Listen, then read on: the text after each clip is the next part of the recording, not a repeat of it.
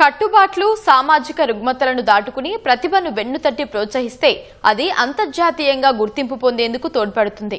ముఖ్యంగా అమ్మాయిలను తమ లక్ష్యం చేరుకునేలా చేయూతనిస్తే వారు ఉన్నత స్థానాలను కైవసం చేసుకుంటారు. ఈ కోవలోకే వస్తారు ఖమ్మం జిల్లాకు చెందిన షేక్ నమీనా. చిత్రలేఖనంలో ఇంటర్నేషనల్ లెవెల్లో రాణిస్తున్నారు. తన కుంచెతో ప్రకృతి రమణీయ దృశ్యాలు, ప్రముఖుల చిత్రాలు, వ్యవసాయ నేపథ్య చిత్రాలకు ప్రాణం పోస్తున్నారు. 2021వ సంవత్సరంలో జాతీయ స్థాయి చిత్రలేఖన పోటీల్లో ప్రశంసాపత్రం, అవార్డులను అందుకున్నారు. ఇండియన్ ఆర్ట్ ఫెస్ట్ 2024 జూలై 23 పోటీల్లో పాల్గొని ప్రశంసాపత్రాన్ని అందుకున్నారు. చిత్రలేఖనంలో అంతర్జాతీయ స్థాయిలో రాణిస్తున్న నమీనాతో ఈటీవీ ప్రత్యేక ముఖాముఖి. ఖమ్మం జిల్లాకు చెందిన నమీనా ఓవైపు ఉద్యోగం చేస్తూనే మరోవైపు ఆర్టిస్ట్గా కూడా రాణిస్తున్నారు.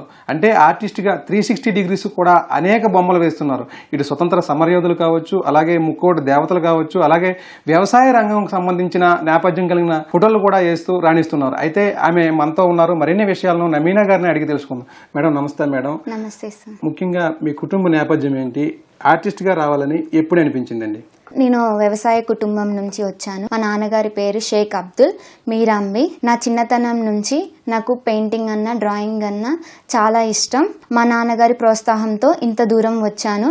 అయితే ఆర్టిస్ట్గా ఒకవైపు చదువుతూనే మరోవైపు ఉద్యోగం కూడా చేస్తున్నారని చెప్తున్నారు. ఈ ఆర్టిస్ట్గా ఇందులోకి వచ్చేటప్పుడు మీ తల్లిదండ్రుల ప్రోత్సాహం ఎలా ఉండేది? సమాజంలో ఈ ఆర్టిస్ట్గా మీరు కొనసాగుతుంటే వాళ్ళ నుంచి మద్దతు ఎలా ఉండేదండి? నా తల్లిదండ్రులు ఏ విషయంలో కూడా నన్ను వెనక వేయనివ్వలేదు. ఎప్పుడూ నేను ఏదో ఒకటి చేయాలి అనే ఒక పట్టుదలనే వాళ్ళు నాకు ఇచ్చేవాళ్ళు. నువ్వు అది చేయి, ఇది చేయని ఎప్పుడు చెప్పేవాళ్ళు కాదు నాకు. మా నాన్నగారు ఏదో ఒక జాబ్ చేయాలి అని చెప్పేసి ఉండేవాళ్ళు. ఈ చిన్నప్పటి నుంచి ఈ డ్రాయింగ్ అనేది ఎంతో ఇష్టంతో కనిపించిన ఒక బొమ్మ, నటుడిది గాని ఏది గాని, ఒక ప్రకృతి గాని ఏదో ఒకటి కనిపించినది వల్ల వేస్తూ అలా ఇంప్రూవ్మెంట్ ఉండేది నాకు. కానీ కొంతమంది రిలేటివ్స్ కానీ బయట ప్రజలు కానీ నన్ను, మా డాడీకి ఎలా చెప్పేవాళ్ళంటే ఇది కరెక్ట్ కాదు, బొమ్మలు వేయటం అంటే ఒక గోడల మీద వేయడం అని చెప్పేసి మా డాడీని నెగిటివ్ అనేది ఇచ్చేవాళ్ళు. మా డాడీ అది నిజమేనేమో, ఆడపిల్లకి ఇది సరిపడదేమో అని చెప్పేసి మా డాడీ ఇది కరెక్ట్ కాదని చెప్పేసి నన్ను చదువులో ముందుకెళ్ళమని చదువులో ముందుకు పంపించారు. డ్రాయింగ్ అనేది కూడా నన్ను పక్కకు పెట్టొద్దని చెప్పారు. నీ ఇష్టంగా, నీకు ఒక హాబీ కాబట్టి దాన్ని నువ్వు చేసుకోమని నన్ను ఎప్పుడు ప్రోత్సహించేవాళ్ళు. నేను అలా డ్రాయింగ్, పెయింటింగ్ వేసుకుంటూ నాకు ఎన్నో అవార్డ్స్, రివార్డ్స్ కూడా వచ్చాయి. ఆన్లైన్లో, లైవ్లో అన్ని వేస్తూ నేను చాలా అవార్డ్స్ కూడా తీసుకున్నాను. కాలేజీలలో కూడా పార్టిసిపేట్ చేసేదాన్ని. ఏదైనా ఒక ఆర్ట్ను వేసేటప్పుడు ఆ ఆర్ట్ ముందుగా మీరు ఎలా మనసులో, మైండ్లో అనుకుని వేస్తారా? అది ఎలా తీసుకుంటారు? ఎంత సమయం పడుతుంది ఏదైనా ఒక ఆర్ట్ వేయడానికి? ఒక నేచర్కి సంబంధించి, వ్యవసాయానికి సంబంధించి రైతుది కావచ్చు, లేకపోతే ఒక సినీ తారది వేసేటప్పుడు కానీ, లేకపోతే దేవుళ్ళకి సంబంధించి ఏదైనా ఫోటో వేసేటప్పుడు మీరు ముందు ఎలా దాన్ని ప్రాసెస్ ఉంటుంది? ఎంత సమయం పడుతుంది మేడం బయటికి ఫోటో వచ్చేసరికి? నేను ఒక పెయింటింగ్ కానీ డ్రాయింగ్ కానీ వేసేటప్పుడు దాన్ని ఇమాజిన్ చేసుకుంటాను. అది ఏదైనా పెయింటింగ్ చూసినప్పుడు ఇది కూడా నా చేతి వేస్తే ఎలా ఉంటుంది అనేది నేను ఫస్ట్ ఊహించుకుంటాను. నేను వేస్తే కూడా ఇలానే ఉంటుందా అనేది కూడా ఊహించుకొని దానికి ఇంకా కొన్ని మార్పులు చేసేసి అలా వేస్తూ ఉంటాను. ఫస్ట్ నేను వ్యవసాయకు సంబంధించినవి ఎక్కువ వేస్తాను. ఎందుకంటే మా నాన్నగారు వ్యవసాయం నుంచి వచ్చారు కాబట్టి తను పడే కష్టము అవన్నీ నాకు తెలుసు కాబట్టి ఎక్కువ నేను వ్యవసాయ పిక్చర్స్ కి, నేచర్ కి, ప్రకృతికి సంబంధించినవి ఎక్కువ వేస్తూ ఉంటాను. అదే మీరు వేస్తున్న ఈ ఆర్ట్లు కావచ్చు, లేకపోతే అచీవ్మెంట్స్ కావచ్చు, ఫస్ట్ లో మీ నాన్నగారికి చాలా మంది ఈ రంగం అయితే ఆడపిల్లలకి ఇబ్బందిగా ఉంటుంది, వద్దని వెనక్కి లాగేవారు. ఈ రోజు మీరు మీ వేస్తున్న ఈ బొమ్మలు అద్భుతంగా బయటికి కనిపించేసరికి మీ నాన్న ప్రోత్సాహం కావచ్చు, వాళ్ళు మీకు చెప్తుంటే మీకు ఎలా అనిపిస్తుంది మేడం ఆ ఫీడ్బ్యాక్? ఈ రోజు అంటున్నారు చాలా బాగుంది, నువ్వే వేసావా, ఇలా చాలా అద్భుతంగా ఉన్నాయి అని చాలా ఎంకరేజ్మెంట్ ఈ రోజు వస్తుంది. కానీ స్టార్టింగ్ లో లేదు ఈ ఎంకరేజ్మెంట్. ఆ ఎంకరేజ్మెంట్ ఆ రోజు మా డాడీకి నెగిటివ్ గనక చెప్పకపోయినట్టయితే ఈ రోజు ఖచ్చితంగా మా డాడీ నన్ను ఆర్ట్ ఫీల్డ్ కే పంపించే వాళ్ళు, ఇంకా ముందు రంగంలో ఉండేదాన్ని. కానీ అవి కూడా ఇప్పటికీ నేను అవి కూడా ఏం పట్టించుకోను.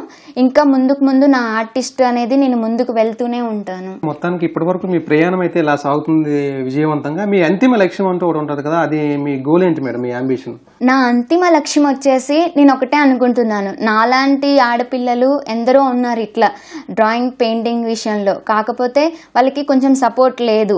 నేను పేరెంట్స్కి అవేర్నెస్ ఇస్తూ సమాజాన్ని పక్కన పెట్టేసి మీ పిల్లల కళని ముందుకు సాగించాలి అని పేరెంట్స్కి అవేర్నెస్ ఇస్తూ ఒక ఇన్స్టిట్యూట్ లాంటిది పెట్టేసి నా కళను ఒక ఒక 10 మందికి డ్రీమ్స్ ఎంత మందికి ఇలా ఉంటుందో ఆ 10 మందికి నా సొంతంగా నేర్పించాలన్నదే నా కళ. మీరన్నట్లు మీ డాడీకి మీరిద్దరు ఆడపిల్లలు అయినప్పటికీ కూడా మిమ్మల్ని కష్టపడి వ్యవసాయం చేసుకుంటూనే చదివించారు, మరోవైపు ఈ ఆర్టిస్ట్ రంగంలో కూడా మిమ్మల్ని ప్రోత్సహిస్తూ వచ్చారు. అయితే ఆడపిల్లలకి చదువు ఎందుకు, లేకపోతే ఈ ఆర్టిస్ట్గా ముందుకు వెళ్ళడం ఎందుకు అనుకోకుండా ప్రోత్సహించడంతో ఈరోజు ఖమ్మం జిల్లా ఎక్కడో మారుమూల గ్రామం నుంచి ఈరోజు హైదరాబాద్ వరకు కూడా రాగలిగారు.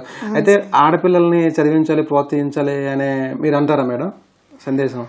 ఆడపిల్లల్ని చదివించాలి, అన్ని రంగాల్లో ముందుకు తీసుకురావాలి. ఆడపిల్లకి ఇదెందుకు అదెందుకు అని చెప్పి ఎప్పుడు అనకూడదు.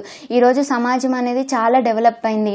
ఏ ఆడపిల్లని కూడా చదివించొద్దు, 10th కాగానే పెళ్లి చేసేయాలి అనే కాన్సెప్ట్ని అసలు మనం మర్చిపోవాలి ఈ రోజులలో. మా నాన్నగారు చిన్నతనం నుంచి కూడా ఎప్పుడు కూడా ఆడపిల్లలు కదా చదివించొద్దు అది ఇదని ప్రతి ఒక్కరు కూడా చాలా మంది రిలేటివ్స్ పరంగా అయినా కానీ సమాజం పరంగానైనా కానీ ఆ అబ్దుల్కి ఇద్దరు ఆడపిల్లలే అని చాలాసార్లు అన్నారు.